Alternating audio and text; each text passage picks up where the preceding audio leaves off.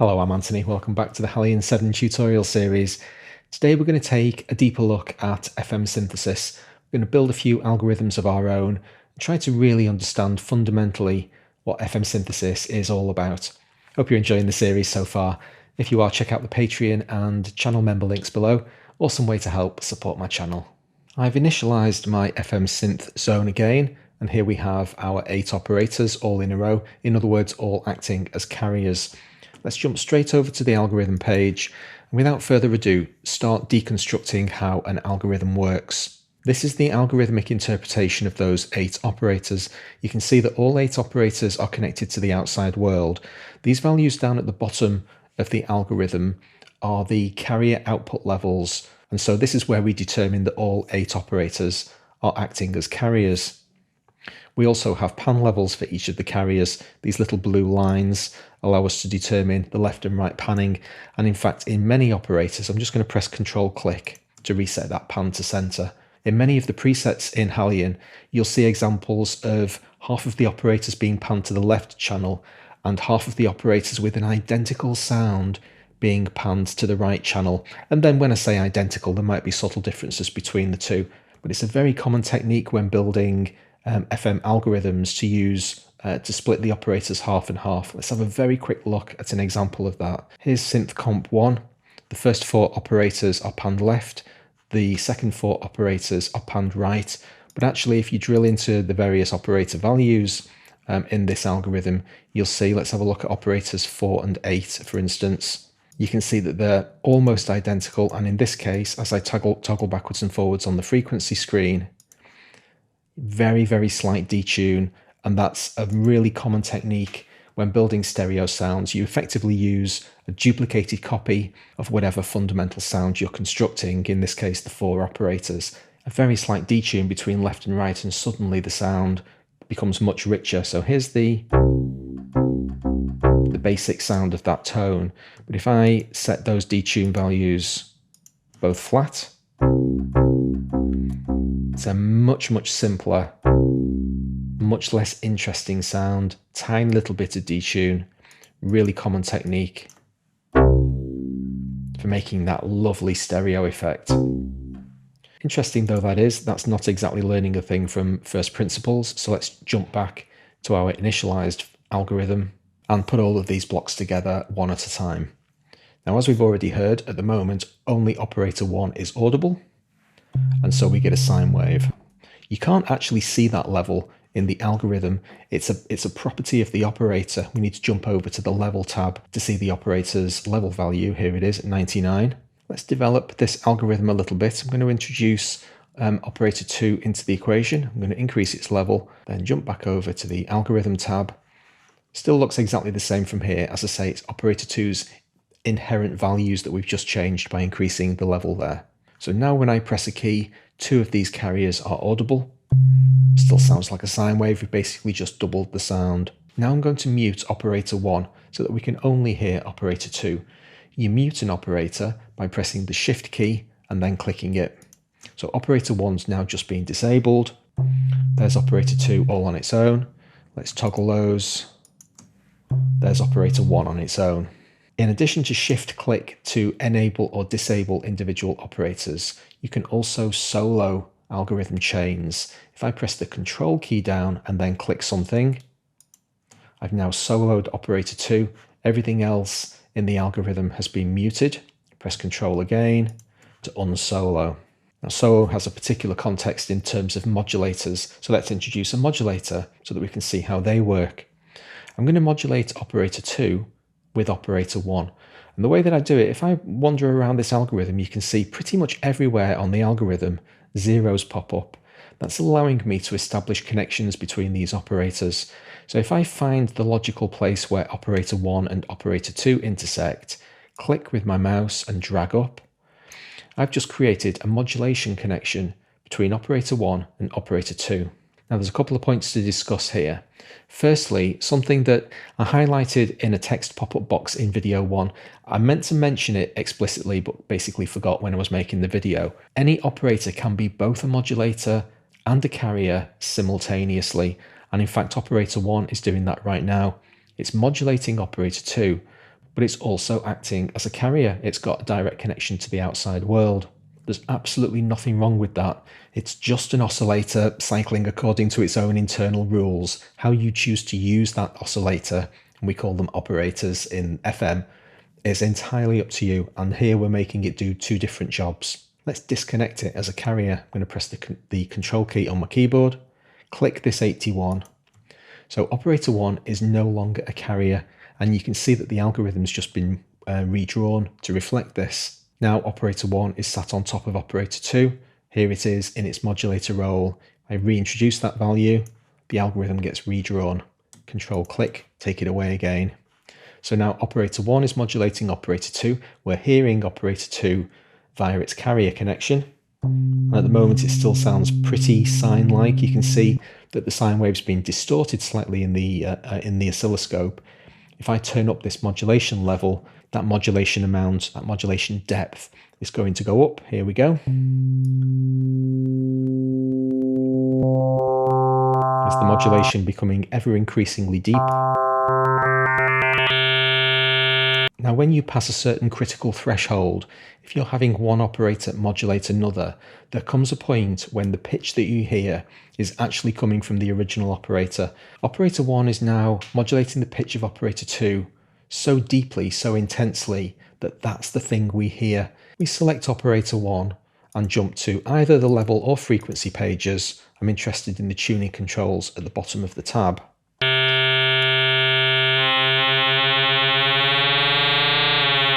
Any change I make to the pitch of operator 1 is now being directly transmitted to our ears. We're hearing that pitch.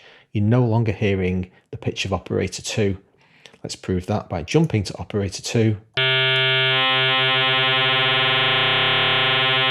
That's basically now a tonal control. This is a very similar concept to the idea of analog hard sync, where a master oscillator determines the pitch of a slave oscillator. Now, it's not exactly the same, because in hard sync, the master oscillator actually restarts the slave oscillator's period. This is all about the depth of pitch modulation. Operator 1 is basically oscillating so deeply, it's having such an impact on operator 2. That's what we're hearing as pitch. So FM is an absolute minefield of trying to understand where all of the pitches come from and kind of trying to keep track of it all. Never make any assumption that any individual carrier is actually determining the pitch of the thing that you're hearing. It can be a very grey area. Okay, I'm going to turn the depth of operator 1 down a little bit, so that modulation isn't quite so deep. The next concept we need to discuss is feedback. So have a look at this diagonal line of operators. All of the values below the diagonal line are modulation values. Operator 1 is currently modulating operator 2. All of the numbers above this diagonal line are feedback values. And as you can see at the moment, operator 1 actually has a feedback level, a non-zero feedback level set. You can introduce feedback into any operator. As you hover over them, you can see these are all the little feedback values, and I can control click to get rid of that again. You can also send feedback signals from any operator in the chain to any earlier operator. You can't send feedback forwards, but you can send it backwards. So if I want to send a feedback signal from operator 2 into operator 1, I can. It's not immediately intuitive how you do it. If I hover slightly to the left of this box, you can see there are two values, and this is how I connect operator 2 into operator 1. And there's my new feedback line just being drawn. We'll take that away again for a moment just to keep things a little bit simple to start with. Firstly, let's introduce feedback. Now, the reason why we can't hear any feedback at the moment is because the master feedback for the entire algorithm is currently set to 0.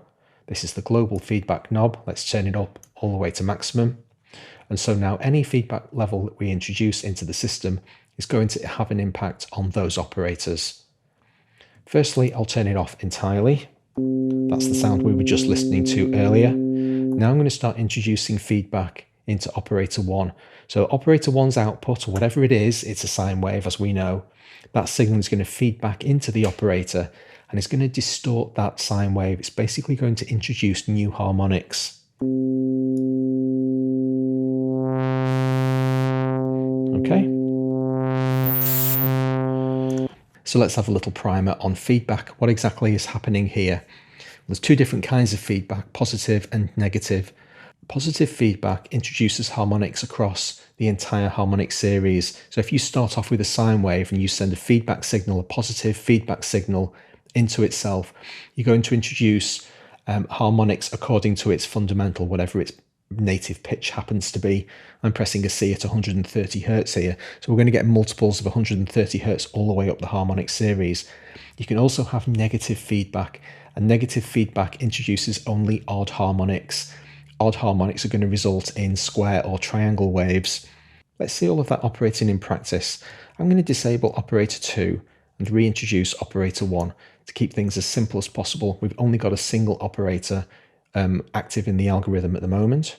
I'm going to turn the feedback down to 0, and we're going to start off with a sine wave, and it's way too loud. There we go. Sine wave at 130 hertz. Now I'm going to start introducing positive feedback.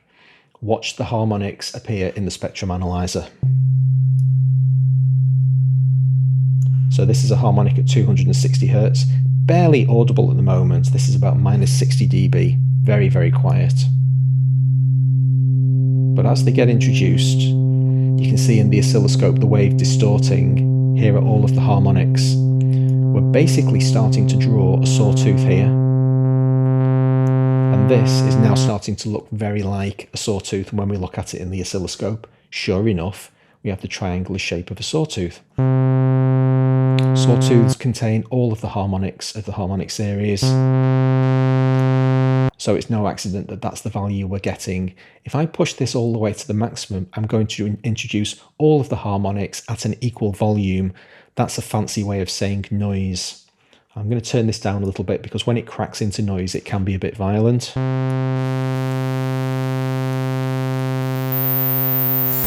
There we go. So that is noise. All of the harmonics at random levels, random amplitudes. Pretty unpleasant. So that's the concept of positive feedback. Let's control click. And now we'll start generating negative feedback. I'm going to drag down with the mouse. We have negative numbers. So this harmonic here is now an odd harmonic. It's 130 times 3. So there's 390. 130 times 5, 650. All of these harmonics are odd.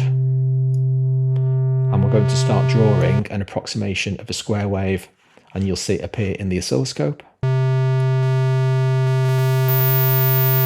Just before it breaks up, that's about as close as we get to a square wave. For reasons stretching onto infinity and involving anti-aliasing and all sorts of complexity, you're never going to get a perfect square wave, but it's very close. Just before it breaks up into noise and it becomes unpleasant again. So there's the idea of feedback. It's just a distortion of the wave. At the moment, operator 1 is feeding back upon itself, but it doesn't have to. We introduce feedback from operator 2, which currently doesn't have anything else to do. It's only acting as a feedback operator. It's not modulating. It's not acting as a carrier wave, but it is distorting operator 1. So feedback's a really important sculpting tool in the FM algorithm, almost as important as the basic modulation values themselves. Turn that feedback back off. Finally, I'll briefly cover the idea of an operator doing both jobs at the same time. So here's operator 1 as a carrier. There's the sine wave. It's also acting as a modulator. So if I bring in operator 2,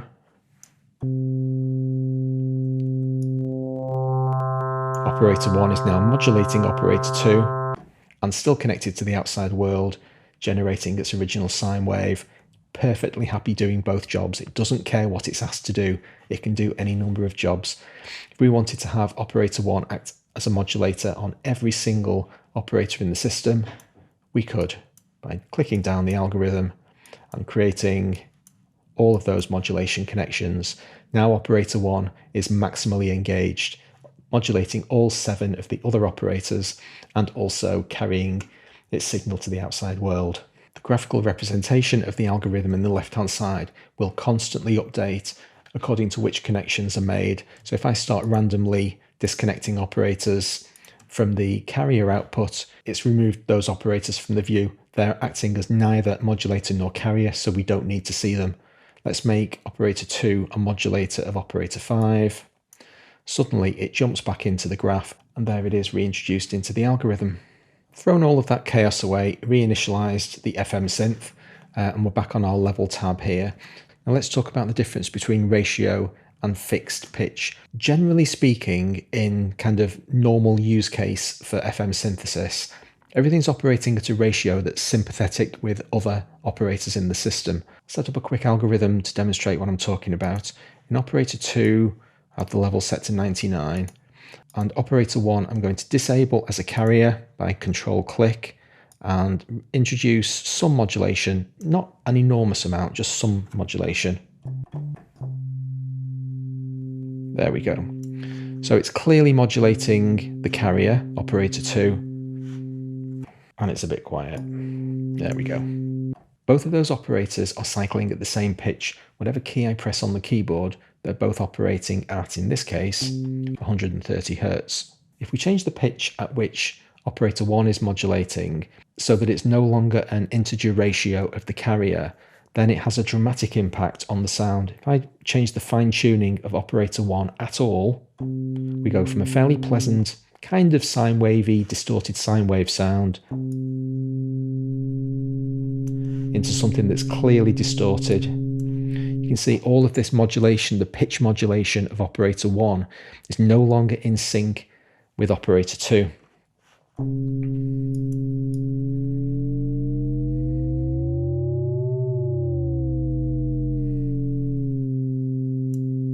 If I change the ratio of the coarse tuning, however, the multiples do remain consistent and everything stays in tune. Absolutely stable, 130 Hz. But operator 1 can also act as a fixed modulator. In other words, no matter what key I press on the keyboard, it always does exactly the same thing. So if I engage fixed mode, now at the moment it's set to basically middle A, 440 Hz. If I double click on that frequency, I'm going to type 1 instead. And now you truly get to understand how operator 1 is working. Here's the pitch of operator 2, the carrier, going up and down. Let's increase that modulation. There's the modulation depth increasing. It's still cycling at 1 Hz, but the amount by which the pitch is being distorted is getting deeper and deeper. It's acting exactly like an LFO. Operator 1 is now a low-frequency oscillator in every conceivable respect. So now whatever key I press on the keyboard, operator 1 is always cycling at exactly 1 Hz. The ratio connection between it and the carrier has been broken. You can toggle backwards and forwards between ratio and fixed, and Halion will remember the last set value for all of your options. So if I jump over to ratio, now I'm back to where we started, with operator 1 acting as a standard FM modulator. Jump back over to fixed, and it remembers that 1 Hz was the last value I selected. Now remember when I said that you can't make any presumptions about where the pitch of an oscillator comes from? I can now demonstrate an excellent example of this using fixed frequency mode. I'm going to choose Synth Comp 3 from the presets bank. Sounds like this.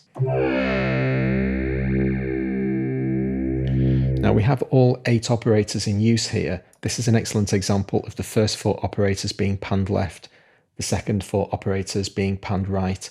I'm actually going to mute half of the chain. If I press Ctrl Op 4, it now solos that algorithm, and you can see that all of the operators connected to it have been soloed. Everything else, 5 to 8, has been muted. Now I can control click the pan, so that I've basically simplified the sound, so only listening to half of it. Let's have a look at operator 4. It's a fixed rate oscillator cycling once every 10 seconds. So by right, we should not be hearing this carrier at all. If I mute operator 3 by shift click, I've now basically disabled all of the modulation into operator 4. Don't forget, operators do not jump over broken links. So at the moment, operator 4 is acting completely on its own. I'll press the same key on the keyboard, and you can see something happening in the spectrum analyzer, but there's no sound in the oscilloscope. This is a wave cycling once every 10 seconds, way, way below the ability for a human ear to hear it. It's not an audio carrying wave. The modulation that's being applied to it via operators 1, 2, and ultimately 3, they're the operators that are forcing pitch onto the sound. In fact, what operator 4 is doing is basically very slowly filter sweeping the sound. This is how extraordinary FM can be. The modulators are entirely responsible for the pitched tone that you hear. And if you listen very carefully, you can actually watch it cycling in the spectrum analyzer as well. That really slow moving sweep is what's coming from operator 4. If we manipulate the speed of that sweep, there it is now, it's cycling 3 times a second.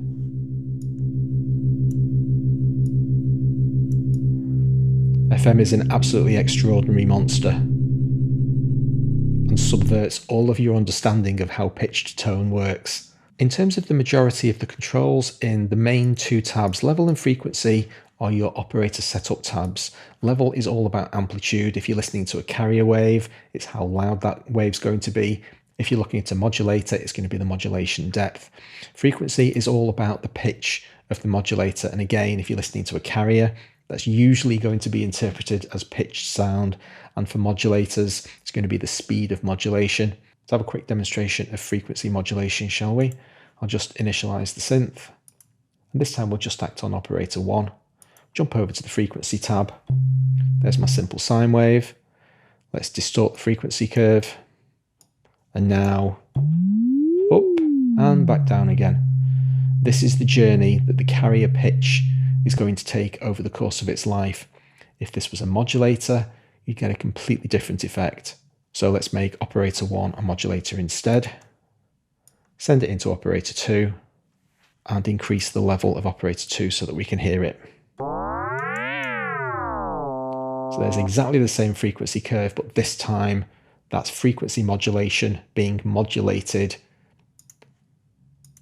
via this pitch map. If I slow the attack down, you can actually see the tuner having an easier time figuring out what's going on. So this is the operator modulating the pitch of operator 2.